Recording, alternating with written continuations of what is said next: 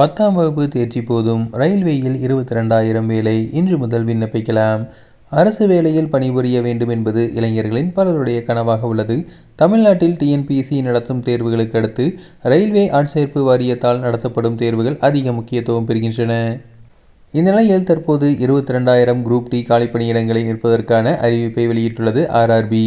இந்த வேலையில் சேருவதற்கு 10ஆம் வகுப்பு தேர்ச்சி பெற்றிருந்தால் மட்டுமே போதுமானதென தெரிவிக்கப்பட்டுள்ளது. இந்த பணியிடங்களுக்கு இன்று முதல் விண்ணப்பிக்கலாம் என ரயில்வே வாரியம் தெரிவித்துள்ளது. விண்ணப்பிக்க கல்வி தகுதி 10ஆம் வகுப்பு தேர்ச்சி பெற்றிருக்க வேண்டும் அல்லது ஐடிஐ முடித்திருந்தால் போதுமானது. ரயில்வே துறை விதிகளின்படி குரூப் டி பணியிடங்களுக்கு விண்ணப்பிக்க 18 முதல் 33 வயதுக்குள் இருக்க வேண்டியது அவசியமாகும். இருப்பினும் பிற்படுத்தப்பட்ட வகுப்பினருக்கு வயது வரம்பில் 3 ஆண்டுகள் தளர்வுகளும், தாழ்த்தப்பட்ட மற்றும் பழங்குடிய வகுப்பினருக்கு 5 ஆண்டுகள் தளர்வுகளும் அளிக்கப்பட்டுள்ளன.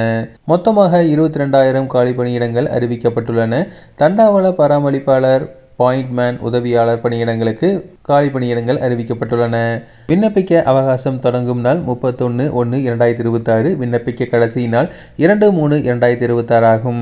விண்ணப்பிக்க வேண்டிய இணையதளம் www.rrbchennai.gov.in என்ற இணையதளத்தின் மூலம் விண்ணப்பிக்கலாம்.